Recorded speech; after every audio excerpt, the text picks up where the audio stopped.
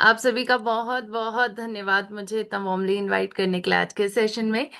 और इसी के साथ मैं आप सभी का तहे दिल से स्वागत करती हूँ हमारे आज के मॉर्निंग सेशन में। A very good morning to all of you. And I really hope आप सभी बिल्कुल स्वस्थ होंगे, अपने स्वास्थ्य पर विशेष ध्यान दे रहे होंगे और अपने स्वास्थ्य को बेहतर बनाने का प्रयास कर रहे होंगे। क्योंकि देखिए, स्वास्थ्य कोई एक प्रोडक्ट नहीं है, ये एक प्रोसेस है, ये एक प्रक्रिया है जिसको आपको डेली बेसिस पे करना पड़ता है, तब जाकर आप स्वस्थ बनते हैं। ये कोई एक दिन में मैजिक होने वाली बात नहीं है। आपको डेली अपनी हेल्थ के लिए कुछ करना पड़ेगा, तभी जाकर आप हेल्दी बन पाएंगे। तो आज का सेशन भी हमारा स्वास्थ्य से जुड़ा हुआ है, क्योंकि आज हम अपने स्वास्थ्य के विशेषता एक मुद्दे पर बात करने वाले हैं, वो है तेल। जिसमें हम अक्सर कंफ्यूज रहते हैं, जिसमें अक्सर हमारे पास बहुत सारे क्वेश्चंस रहते हैं कि मैम कौन सा तेल इस्तेमाल करना चाहिए, कौन सा तेल बेस्ट है। क्योंकि हमारे पास मार्केट में आज बहुत सारी वैरायटी है, तेलों की वैरायटी भी है, ब्रांड्स की वैरायटी भी है। तो आज हमें सही तेल और सही ब्रांड का इस्तेमाल करने की जरूरत है। आज कैसे आप चुनाव कर सकते हैं तेल का, कुछ माइन्यूट सी जानकारी, कुछ बेसिक सी जानकारी आपको मिलने वाली है, जिससे आप किसी भी तेल को पहचानने में आज सक्षम हो जाएंगे कि कैसे किसी तेल को हम पहचान सकते हैं, कैसे हम किसी तेल को परख सकते हैं। इसके साथ साथ आज आपको तेलों से जुड़े हुए संपूर्ण ज्ञान मिलने वाले हैं। और साथ साथ आपका health guard rice bran oil आज कैसे एक बेहतर खाद्य तेल है, इस पर भी हम बात करने वाले हैं।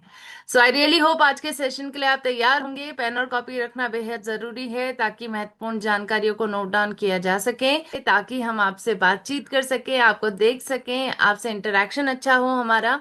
और इसके साथ साथ आज के सेशन में अपने मन और मस्तिष्क को भी साथ में लेकर बैठना है, क्योंकि आज जानकारी थोड़ी टेक्निकल भी रहने वाली है बीच में।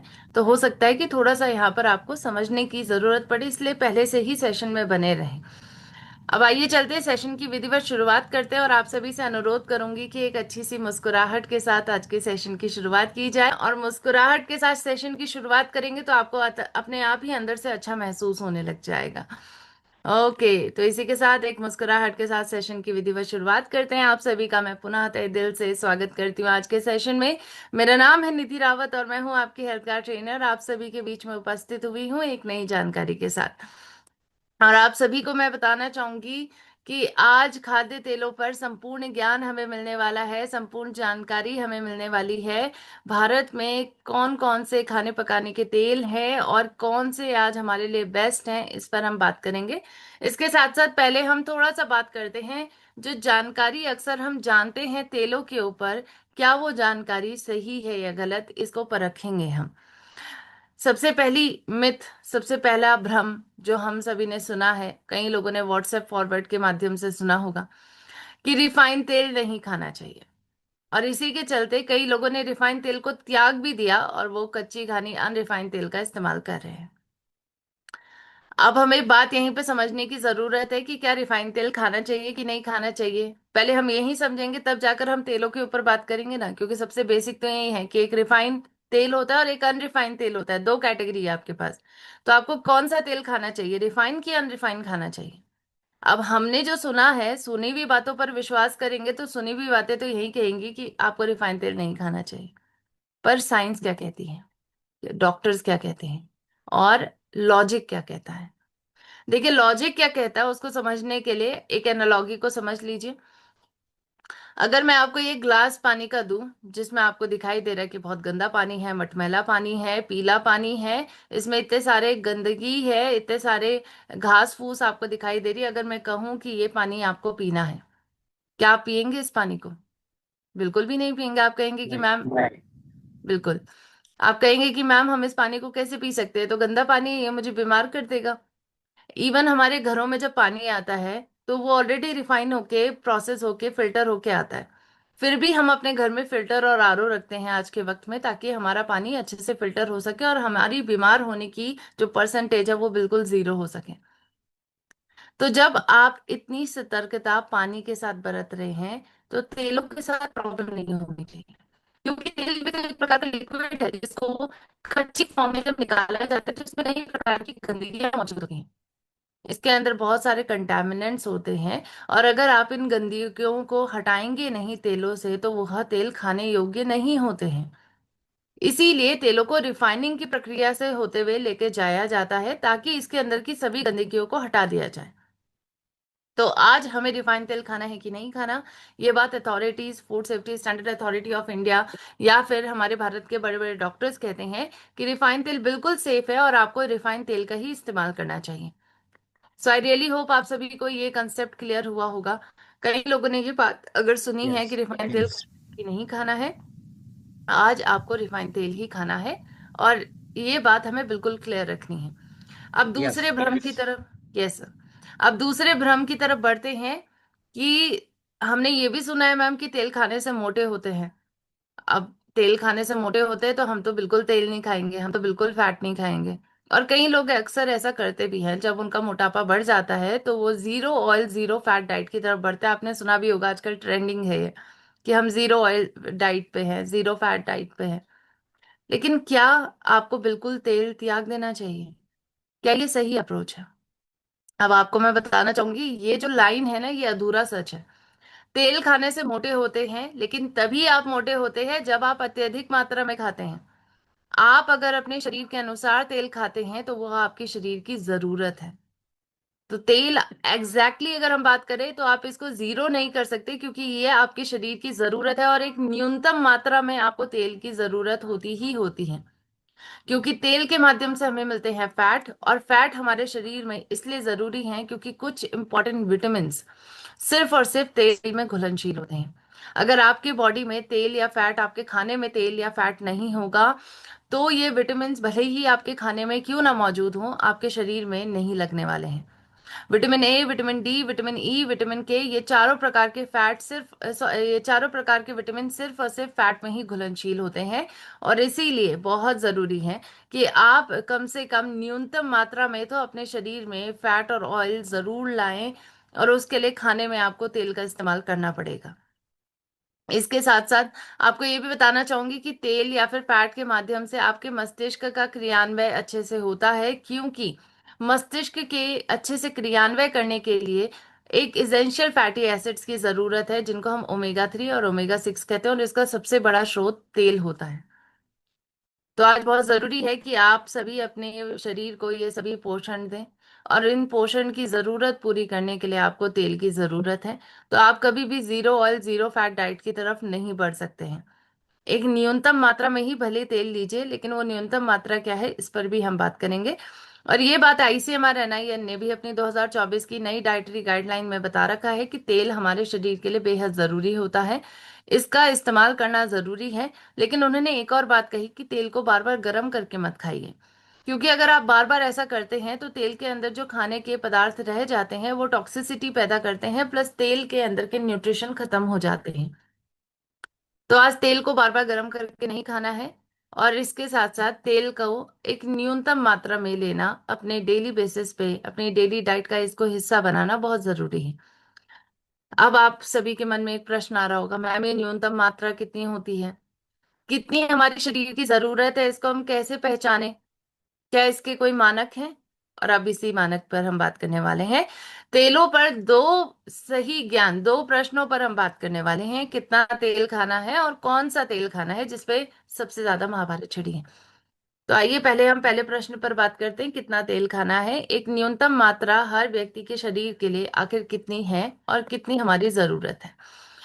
इसके ऊपर डाइटरी गाइडलाइन ऑलरेडी बन चुकी है। आईसीएमआर एनआईएन ने रीसेंट गाइडलाइन में ये कहा है साफ तरीके से कि अगर कोई व्यक्ति एक निष्क्रिय जीवन शैली यानी सिडेंट्री लाइफस्टाइल, आप कुछ नहीं कर रहे, आप एक्सरसाइज नहीं करते हैं, आप अपनी हेल्थ पे ध्यान नहीं देते हैं, तब भी आपको प्रतिदिन 25 ग्राम तेल का इस्तेमाल प्रतिदिन करने की जरूरत है। 25 ग्राम फैट प्रतिदिन अपने खाने के माध्यम से लेने की जरूरत है। 25 ग्राम तेल का मतलब होता है 2 चम्मच ऑयल आपको डेली बेसिस पे लेना होगा। और इस मात्रा को बढ़ाकर आप 40 ग्राम तक भी कर सकते हैं, अगर आप थोड़ा बहुत फिजिकल एक्टिविटीज करते हैं, आप एक्सरसाइज करते हैं। यानी प्रतिदिन अगर किसी भी व्यक्ति के तेल की मात्रा, फैट की मात्रा बॉडी में कितने लेनी चाहिए उस पर हम बात करें तो ये 25 से 40 ग्राम प्रतिदिन है। यानी 2 से 3 चम्मच से लेकर आप 5 चम्मच तक भी इस्तेमाल कर सकते हैं अगर आप डेली बेसिस पर एक्सरसाइज करते हैं। तो कितना तेल खाना चाहिए, ये बात हमें क्लियर हो गई है। कितनी न्यूनतम मात्रा है, हमने ये बात समझ ली है। अब हम बात करेंगे सबसे मुख्य प्रश्न पर, कौन सा तेल खाना है। अब इसमें तो हम हमेशा कंफ्यूज रहते हैं क्योंकि वैरायटी पे वैरायटी है। आज मार्केट में आज बहुत सारे ब्रांड्स हैं और इन ब्रांड्स के अपने अपने क्लेम हैं। कोई कहता है कि हम आपकी रसोई की शान है, कोई कहते हैं कि हम आपके दिल की सेहत की रक्षा करेंगे, कोई कहता है कि हम आपके परिवार की सेहत की रक्षा करेंगे। क्या कुछ हम अपने फेवरेट सेलिब्रिटीज के द्वारा नहीं सुनते हैं, एडवर्टीजमेंट के माध्यम से नहीं सुनते, लेकिन आज हमें इस बात को चेक करना होगा कि इन बातों में, इन क्लेम्स में आखिर कितनी ऑथेंटिसिटी है। क्या ये बातें जो कही जा रही है क्या वो सत्य है, और अगर सत्य है तो कितनी मात्रा में सत्य है। इसको समझने के लिए आज हम पहले तेल को बेसिक तरीके से समझेंगे और तेलों को समझने के बाद ये बात समझेंगे कि कैसे आज हम तेलों पर काम कर सकते हैं। कौन सा तेल हमारे लिए बेस्ट है, इसको समझने के लिए आपके पास ये बेसिक ज्ञान होना चाहिए। तो देखिए, कोई भी तेल जो होता है वो 3 प्रकार के फैट से ही मिलके बना हुआ होता है। ये तीनों प्रकार के फैट हर तेल के अंदर पाए जाते हैं और इन्हीं से बनके हमारे तेल बनते हैं। पहला है सफा, दूसरा है पूफा और तीसरा है मूफा। सफा यानी सैचुरेटेड फैट, पूफा यानी पॉली अनसैचुरेटेड फैट और तीसरा है मूफा, मूफा यानी मोनो अनसैचुरेटेड फैटी एसिड। ये तीनों प्रकार के फैट आपको किसी भी तेल में मिलते हैं। अब ये तीनों प्रकार के फैट की मात्रा हर तेल में अलग अलग होती है। किसी तेल में सफा की मात्रा बहुत ज्यादा होती है, किसी तेल में पूफा की मात्रा बहुत ज्यादा होती है और किसी तेल में मूफा की मात्रा बहुत ज्यादा होती है। और इन तेलों में की कैटेगरी भी इसी के बेसिस पे डिसाइड होती है कि किस में कौन सी चीज ज्यादा है।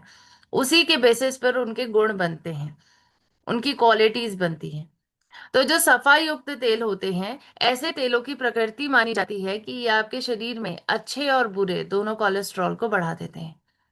जो पूफा युक्त तेल होते हैं, इन तेलों की प्रकृति ये मानी जाती है कि आपके शरीर में अच्छे और बुरे दोनों कोलेस्ट्रॉल को कम कर देते हैं।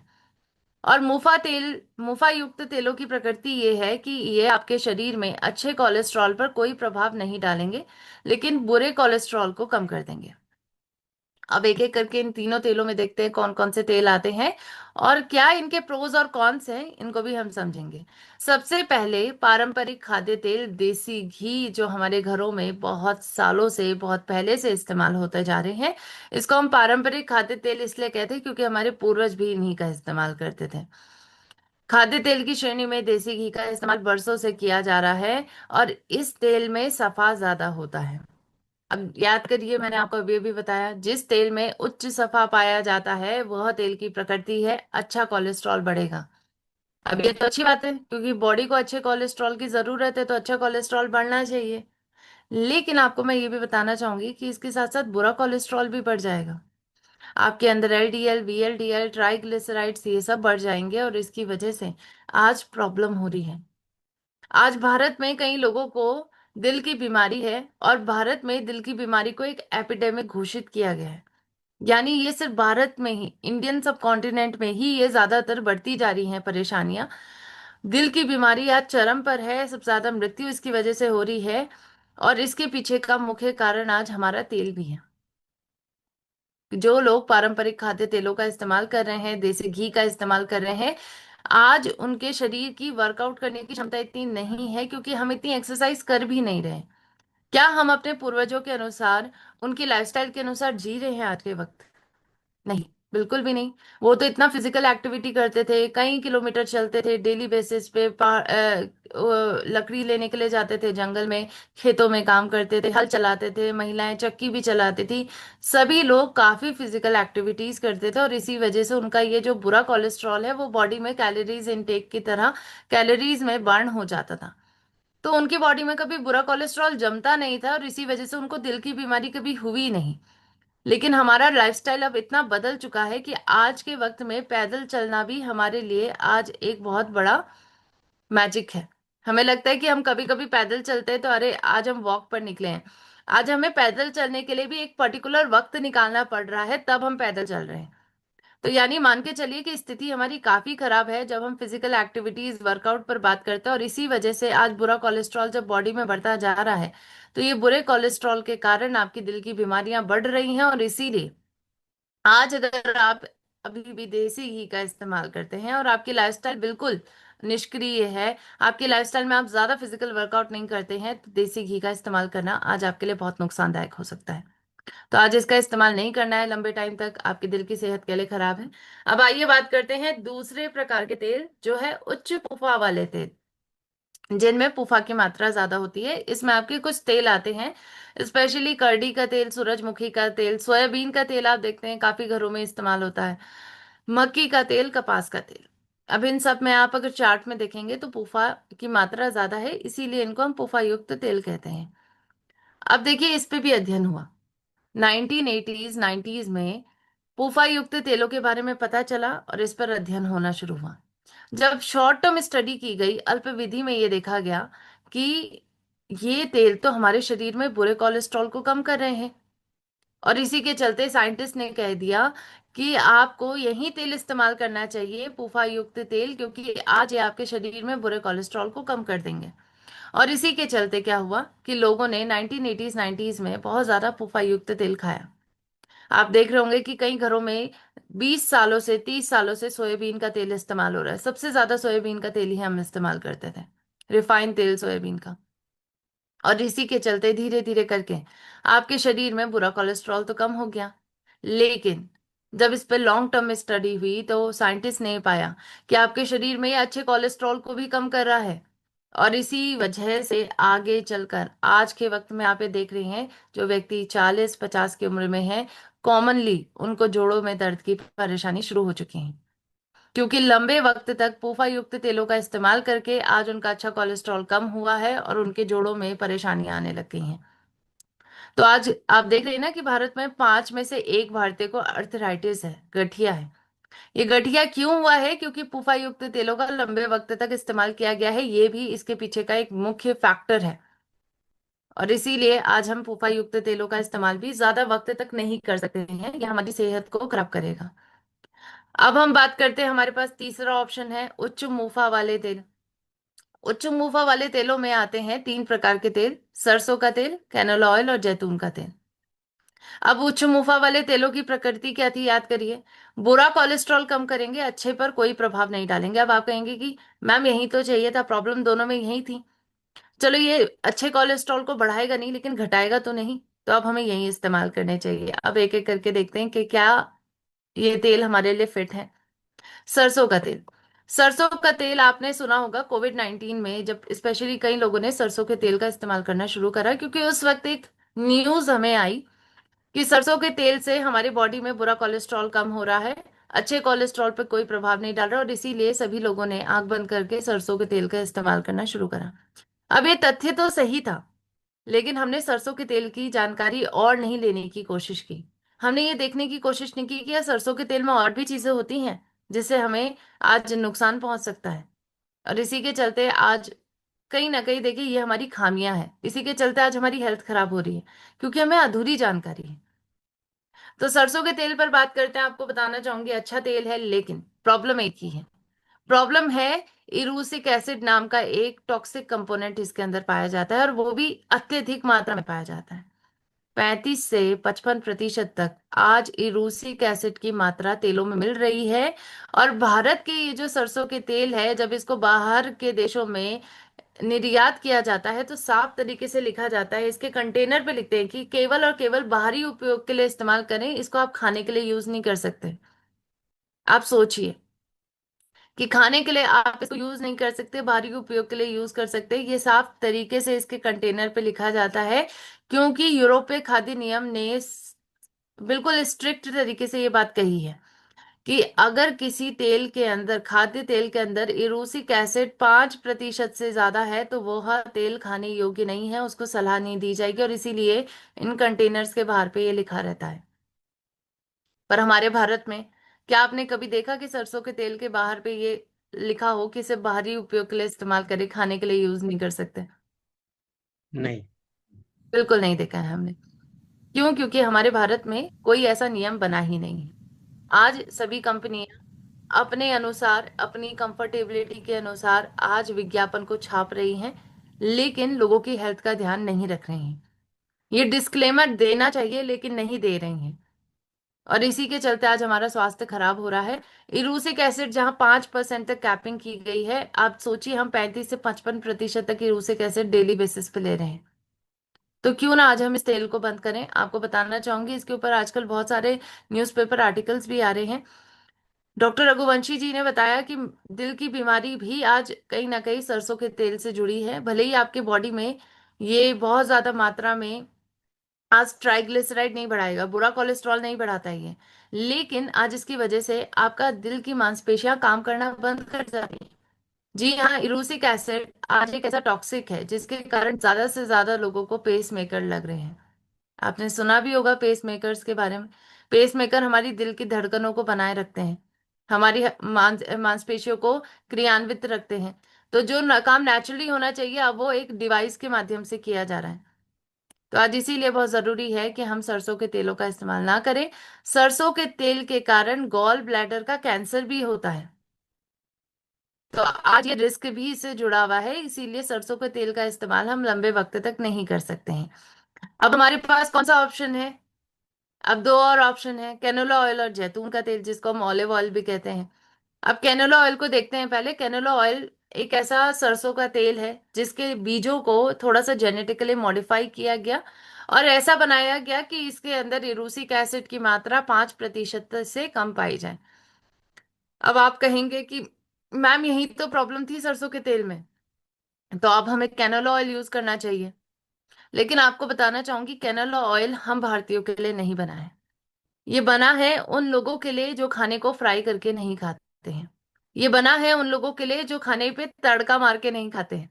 हम सभी की आदत क्या है, हमारा खाने बनाने की शैली क्या है? हम पहले तेल को गरम करते हैं, उसमें हम मसालों को भूनते हैं। यानी कहीं ना कहीं तेल को गरम करने की प्रक्रिया, उसको बहुत ज्यादा तापमान में गरम किया जाता है कुछ टाइम तक, और फिर जाके उसमें हम मसालों को भूनते हैं, फिर हम खाना बनाते हैं। यानी हम फ्राई करके खाना बनाते हैं, डीप फ्राई करते हैं हम। और डीप फ्राई करने के लिए आपको ऐसे तेल का इस्तेमाल करना होता है जो जल्दी जले ना।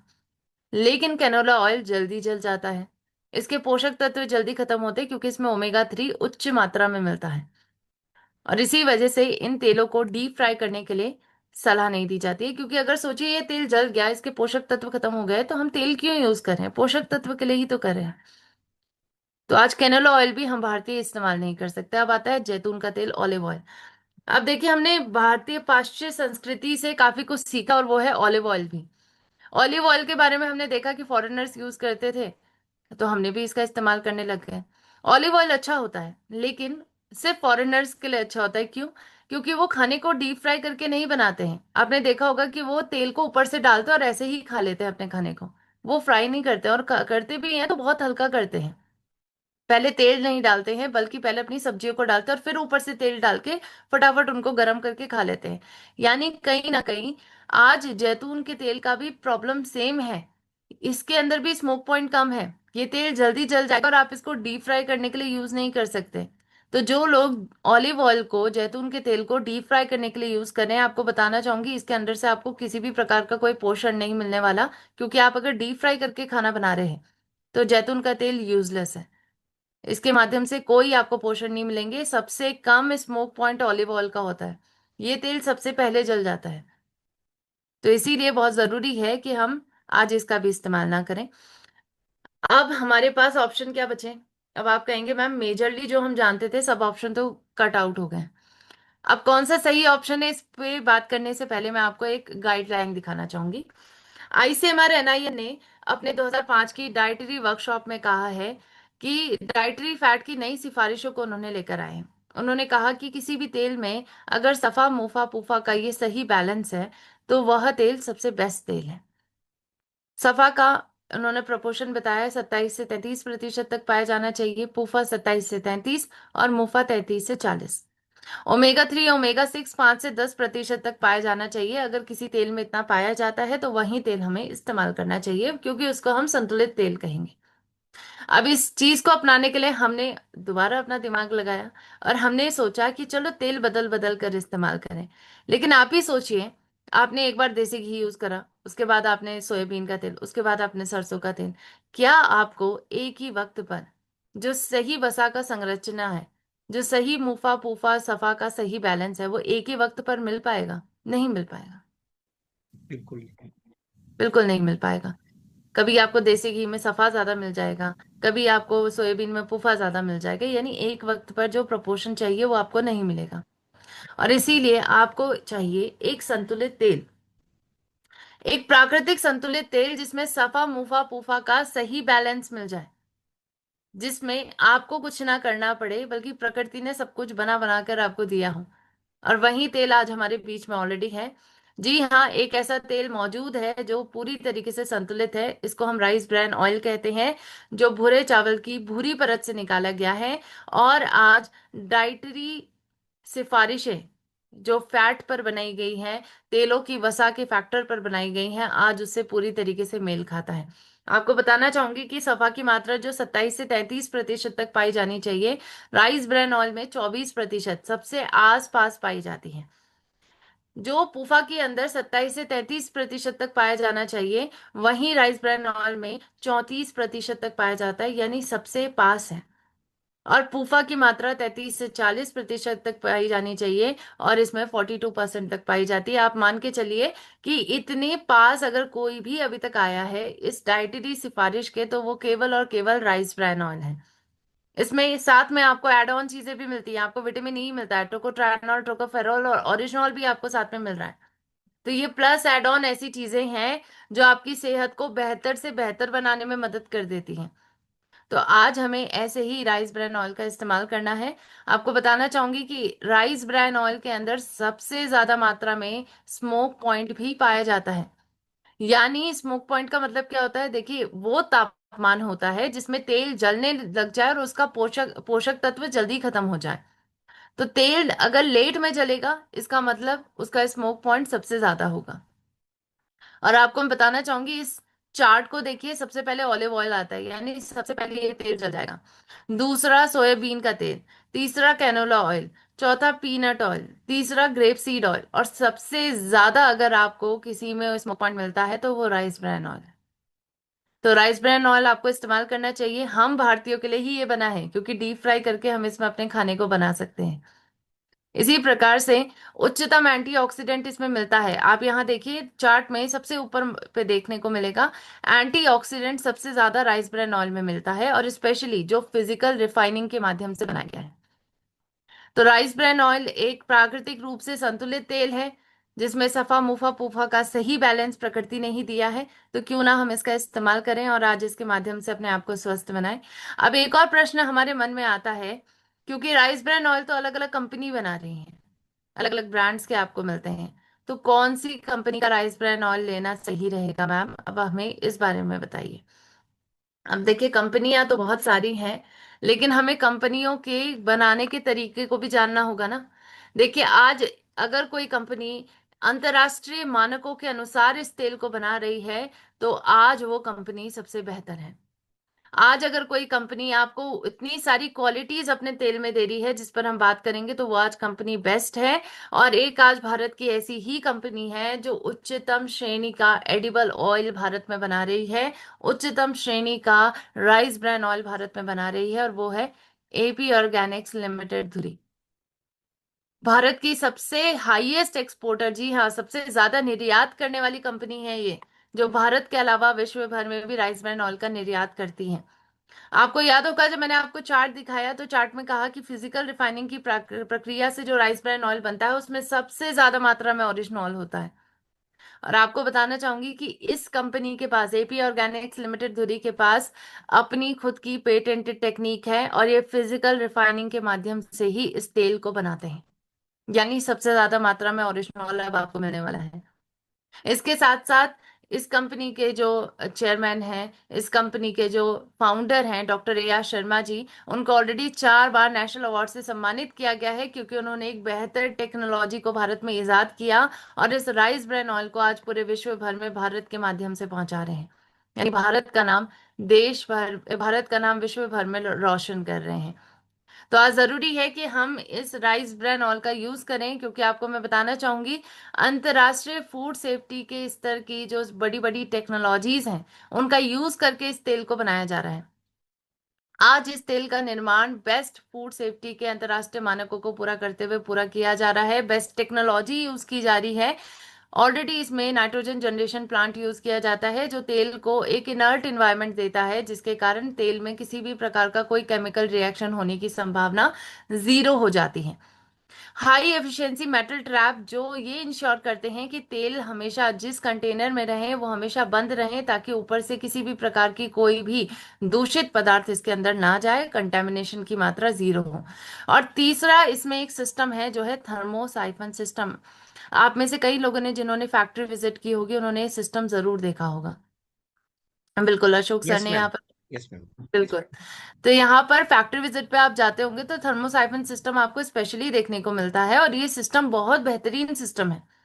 ये आपकी कंटेमिनेशन की शंका को, डाउट को जीरो कर सकता है। अब आपको मैं बताऊंगी कैसे। देखिए, पहले क्या होता था, पहले तेल बनाते थे जब, तो पहले थर्मोसाइफन सिस्टम नहीं था। पहले थर्मिक फ्लूड हीटर यूज किया जाता था। अब थर्मिक फ्लूड हीटर में क्या करते थे कि जैसे ये पूरा टैंक आपको दिखाई दे रहा है, इसमें तेल भरा हुआ होता था, और ये दो जो पाइप आपको दिखाई दे रही है, ये दो पाइप अंदर टैंक के जाती थी, और इसके अंदर मिनरल ऑयल होता था।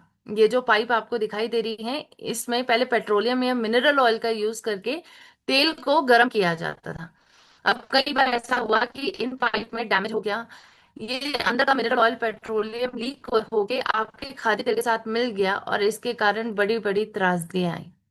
1968 में जापान में, 1979 में ताइवान में कई लोगों की मृत्यु हुई, क्योंकि उन्होंने ये कंटामिनेटेड तेल यूज करा जिसके अंदर मिनरल ऑयल पेट्रोलियम मिला हुआ था।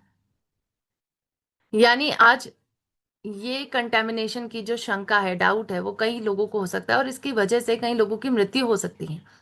तो आज इसी के चलते इस सिस्टम को हटाया गया, थर्मिक फ्लूड सिस्टम को, और इसकी जगह पे एक नया सिस्टम लाया गया जो है थर्मोसाइफन हीटर। थर्मोसाइफन हीटर में तेलों को गर्म करने के लिए भाप का यूज किया जाता है। जहां पर पहले मिनरल ऑयल डाला जाता था, अब वहां पर भाप यूज की जाती है। यानी भाप के माध्यम से तेल को गर्म किया जाता है, और अगर भाप कहीं ना कहीं इन तेलों में जाके मिल भी गई तो इससे कोई कंटेमिनेशन नहीं होगा, कोई खतरा नहीं है कि आज किसी की जान तेलों की वजह से जा सकती है।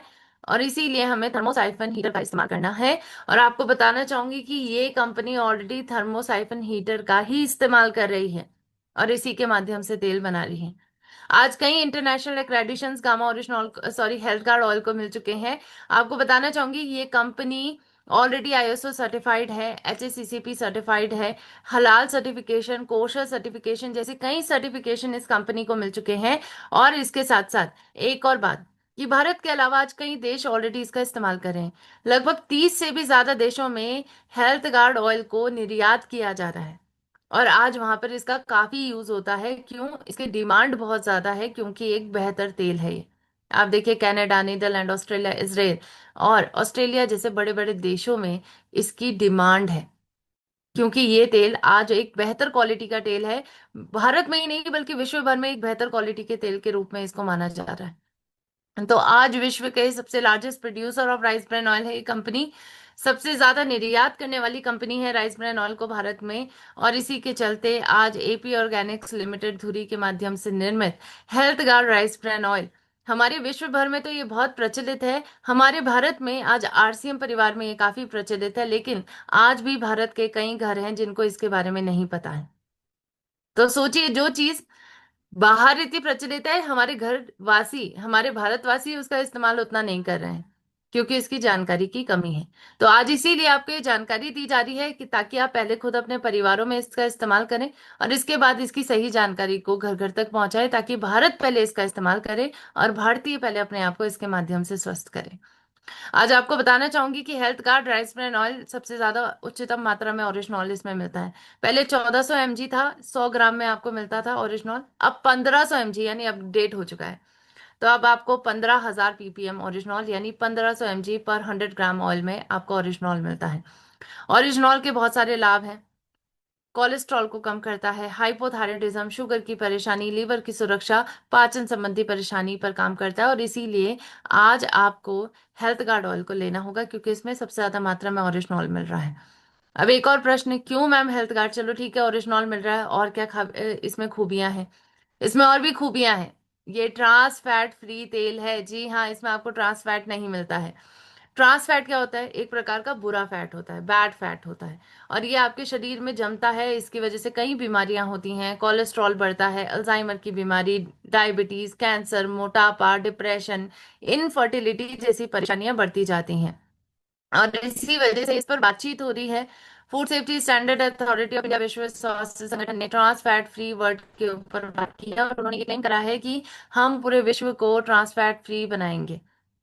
और इसी क्लेम को आगे बढ़ाने के लिए food safety standard authority of India ने कहा कि अगर किसी खाद्य पदार्थ पर या तेल पर ट्रांस फैट फ्री का ये लोगो लगा है, जो काला, सफेद और लाल कलर का लिखा हुआ है ट्रांस फैट फ्री के तौर पर, तो आपको उन्हीं खाद्य पदार्थों का इस्तेमाल करना चाहिए जिसमें ये आपको लोगो दिखे। और आज इसके ऊपर जानकारी हमारे डॉक्टर्स भी दे रहे हैं। आपके बीच में मैं दो डॉक्टर्स की वीडियोस यहाँ पर प्ले करना चाहूंगी, डॉक्टर राहुल भार्गव और डॉक्टर नेहा गुप्ता। आज इस बारे में हमें जानकारी देंगे कि कैसे ट्रांस फैट फ्री तेलों का इस्तेमाल आपको करना है, कैसे आप पहचान सकते हैं, और ट्रांस फैट के आज कितने नुकसान हैं। तो आपको इन सभी डॉक्टर्स की बातों को। I am Dr. Rahul Bhargav, Director of Hematology and Bone Marrow Transplant at Fortis Memorial Research Institute, Gurugram. जैसा हम जानते हैं कि ट्रांस फैट खाने के अपने काफी सारे नुकसान होते हैं, और निरंतर रूप से इस बात पे रिसर्च होती आई है। और इसी के मद्देनजर रखते हुए जिस प्रकार ने WHO ने नारा दिया है कि हमें ट्रांस फैट फ्री डाइट की तरफ आगे बढ़ना है 2023 में, उसी को भारत सरकार ने अपनाया है। और FSSAI के माध्यम से लोगों को अवगत कराने की एक मुहिम जो चलाई है कि ट्रांस फैट आपके खाने में कितना है, इसको जानना आवश्यक है। क्या चीज ट्रांस फैट फ्री है या नहीं है, वो लोगो है रेड एंड व्हाइट का, जिसको आपको ध्यान देना जरूरी है। तो अब आपके खाने पे लेबल चिपका हुआ आएगा, जैसे नॉन वेज वेज का लेबल आता है, उसी प्रकार से आप पहचान सकते हैं कि मैं ट्रांस फैट खा रहा हूं या नहीं खा रहा। किसी भी चीज में अगर 0.2 ग्राम से नीचे है तो वो ट्रांस फैट फ्री है। कोई ऑल है, अगर वो 1 ग्राम से नीचे है तो ट्रांस फैट फ्री है। क्योंकि देखा गया है कि ट्रांस फैट सिर्फ डिप्रेशन नहीं, अल्जाइमर नहीं, जबकि वो कैंसर जैसी दुष्बीमारियां भी करवाता है। उसमें सबसे ज्यादा प्रोस्टेट कैंसर, कोलोरेक्टल कैंसर, और साथ ही में agency for research in cancer ने यह दिखाया है हमको कि वो ब्रेस्ट कैंसर को भी बढ़ाता है। तो जब इतने सारे दुष्प्रभाव हैं तो हमको WHO और FSSAI के साथ मिलके अवगत होना है, अवेयर होना है, और ट्रांस फैट फ्री डाइट की तरफ आगे बढ़ना आज आवश्यक है। क्योंकि जो प्रकार का हम खाना निरंतर रूप से खाते हैं वो कहीं ना कहीं हमको कैंसर प्रिवेंशन में बचाव देता है और हमारे को कैंसर होने से बचाता है। तो इसीलिए इस मुहिम में जुड़िए, ट्रांस फैट फ्री की तरफ बढ़िए, रेड और ब्लैक लेबल से बढ़ के पहचानिए और उसको ना कहिए। मान लीजिए अगर आपको यह भी याद नहीं रहता कि कितने ग्राम से नीचे ट्रांस फैट फ्री होता है, तो लोगों को पहचानिए। जो रेड और ब्लैक है, उस लोगों से आप पहचान सकते हैं कि आपकी डाइट में ट्रांस फैट फ्री है या नहीं है। इसको जल्द से जल्द अपनाइए और बहुत सारी बीमारियों से बचने का प्रयास करिए। धन्यवाद।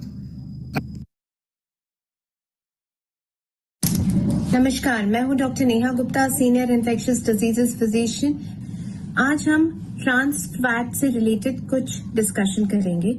हम ट्रांस फैट के बारे में क्यों डिस्कस कर रहे हैं? कि इसलिए क्योंकि trans fat unsaturated fatty acids होते हैं जो कि बहुत हमारी हेल्थ को अफेक्ट करते हैं। बेसिकली ये जो फैटी एसिड्स हैं या फैट्स हैं, ये हमारे कोलेस्ट्रॉल को इंक्रीज करते हैं, जो कि बुरा कोलेस्ट्रॉल होता है, या फिर LDL या फिर बैड कोलेस्ट्रॉल को इंक्रीज करते हैं। और जो गुड कोलेस्ट्रॉल है, दैट इज HDL, उसको ये कम करते हैं, जिससे कि हमारी हेल्थ पे बहुत सारे साइड इफेक्ट्स हो सकते हैं। कार्डियक रिलेटेड एडवर्स इवेंट्स हो सकते हैं अगर ट्रांस फैट की मात्रा फूड आइटम्स में ज्यादा हो। सिर्फ कार्डियक कॉम्प्लिकेशंस ही नहीं, बल्कि बहुत सारे इफेक्ट इंक्लूडिंग ब्रेन में, अल्जाइमर्स, डिमेंशिया, इसके अलावा ओबेसिटी, इनफर्टिलिटी, कैंसर जैसी प्रॉब्लम्स भी ट्रांस फैट से हो सकती हैं, स्पेशली अगर इसकी मात्रा हमारे फूड आइटम्स में ज्यादा है। तो कौन से फूड आइटम्स हैं जिसमें कि ट्रांस फैट ज्यादा पाया जाता है? बेसिकली प्रोसेस्ड फूड आइटम्स जैसे कि bakery, cakes, pastries, buns, deep fried chicken, french fries, along with that biscuits, chips, इन सभी में ट्रांस फैट की मात्रा ज्यादा हो सकती है, क्योंकि ट्रांस फैट अगर यूज किया जाता है तो उससे शेल्फ लाइफ बढ़ जाती है। बट ट्रांस फैट क्योंकि एक बैड फैटी फैट है जिसकी वजह से हमारे हेल्थ या हमारे स्वास्थ्य में बहुत ज्यादा इम्पैक्ट पड़ता है, इसलिए ट्रांस फैट की मात्रा हमारे खाने में कम होनी चाहिए। सो जो भी हम फूड आइटम्स खरीदते हैं उसमें मेंशन होता है कि इसमें ट्रांस फैट की मात्रा इतने % है। बहुत सारे international bodies including FSSAI, which is the food safety and standards authority of India, इन्होंने भी ट्रांस फैट की मात्रा दैट इज कैपिंग कर दी है कि फूड आइटम्स में ट्रांस फैट की मात्रा 2% से कम ही होनी चाहिए। सो हर कस्टमर के लिए देखना फूड आइटम में कि ट्रांस फैट कितना है, ये थोड़ा इनकन्वीनियंट या बहुत ज्यादा टाइम सेविंग प्रोसेस नहीं रहेगा, इसलिए एक लोगो भी तैयार किया गया है जो कि ट्रांस फैट फ्री लोगो है and it's very visible. It is basically a black, red and white logo, और अगर ये आपके फूड आइटम्स में लगा होगा और इसको आप देख सकते हैं कि ये trans fat free food item है, तो it is much more easier and faster to purchase a particular food item and know that हाँ कि ये हमारे स्वास्थ्य के लिए भी ठीक है। तो इसीलिए मैं ये रिक्वेस्ट करूंगी कि हाँ, हम जब भी फूड आइटम कोई भी खरीदें तो हम इस लोगो को देखें कि ये लोगो है कि नहीं है, और इस लोगों को यूज करके या इस लोगों की अवेयरनेस बढ़ने से हमारे स्वास्थ्य के लिए भी ये बहुत अच्छा है। धन्यवाद।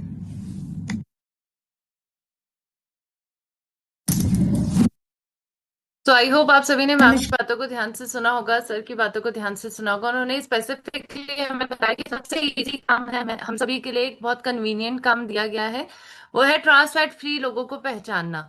अगर ये लोगो आपको किसी भी तेल के ऊपर दिखाई देता है या किसी खाद्य पदार्थ के ऊपर दिखाई देता है तो आप समझ लीजिए कि उसमें ट्रांस फैट नहीं है। आपको उसके इंग्रेडिएंट की लिस्ट को चेक करने की जरूरत नहीं है, यानी आपको बस इस लोगो को पहचानना है। और ये लोगो आप जानते हैं कि आपको हेल्थ गार्ड ऑयल पर मिलता है, यानी ये तेल ट्रांस फैट फ्री है। अब देखिए, हम बात करें तो कई प्रकार के कंटेमिनेंट्स भी पाए जाते हैं, कई प्रकार के दूषित पदार्थ पाए जाते हैं अगर रिफाइनिंग अच्छे से नहीं होती है। जब तेलों को बहुत ज्यादा तापमान में गर्म किया जाता है और ज्यादा वक्त तक गर्म किया जाता है, उसके कारण हमारे तेल में 2 प्रकार के दूषित पदार्थ पाए जाते हैं जो है GE और 3-MCPD। और आज ये दोनों प्रकार के कंटेमिनेंट बहुत ज्यादा नुकसान देते हैं शरीर को। कैंसर हो सकता है, किडनी खराब हो सकती है इसके कारण। तो कोडेक्स नाम की एक संस्था है, विश्व स्वास्थ्य संगठन के अंडर में काम करती है। उन्होंने साफ तरीके से कहा है कि GE3-MCPD के काफी नुकसान शरीर में होते हैं, और इसी के चलते यूरोपियन यूनियन ने तो 2023 में ही इस पे नियम बना चुके हैं कि जी और 3-MCPD की मात्रा हमारे तेलों में कम से कम होनी चाहिए। इसकी वजह से किडनी डैमेज हो रही है, इसकी वजह से कैंसर हो रहा है, इसकी वजह से इनफर्टिलिटी हो रही है, और इसी के चलते आज हमारे भारत के बड़े बड़े डॉक्टर्स आज इसके ऊपर जागरूकता लेकर आ रहे हैं, क्योंकि हमारे भारत में अभी तक GE और 3-MCPD पर कोई भी नियम नहीं बने हैं। हमारी food safety standard authority of India या भारत की सरकार ने इस पर किसी भी प्रकार का कोई नियम नहीं बनाया है, और इसी के चलते हमारे डॉक्टर्स आज इसके ऊपर बात कर रहे हैं ताकि जागरूकता फैल सके और लोग इन दोनों कंटेमिनेंट्स को देखकर अपने तेल को खरीद सकें। डॉक्टर प्रवीण चंद्रा कहते हैं कि आज GE3-MCPD तेलों में मिलते हैं और ये हमारी हार्ट हेल्थ को खराब करते हैं।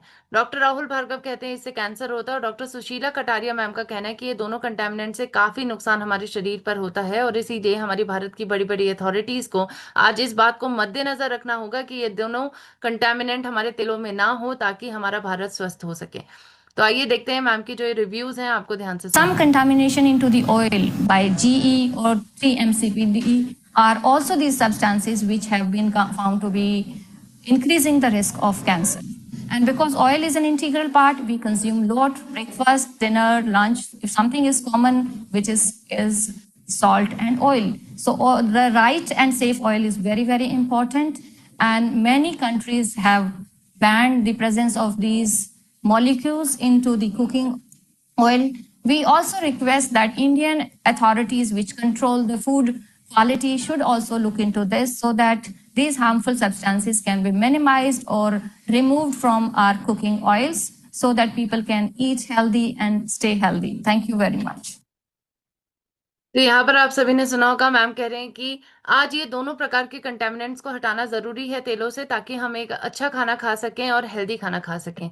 तो आज आपको मैं बताना चाहूंगी, हमारे भारत में भले ही इससे जुड़ा हुआ कोई मानक नहीं बना है, लेकिन हमारे भारत में ऑलरेडी एक कंपनी है जो भारत के अलावा बाहर के देशों के मानकों को भी पूरा करके इस तेल को बना रही है। जी हाँ, यूरोपियन यूनियन के नए स्टैंडर्ड जीई और 3 एमसीपीडी पे जो बने हैं, इन नए नियमों को पूरा कर रही है भारत की एकमात्र कंपनी, जिसके द्वारा निर्मित है health guard rice bran oil, और इस कंपनी का नाम है एपी ऑर्गेनिक्स लिमिटेड धुरी।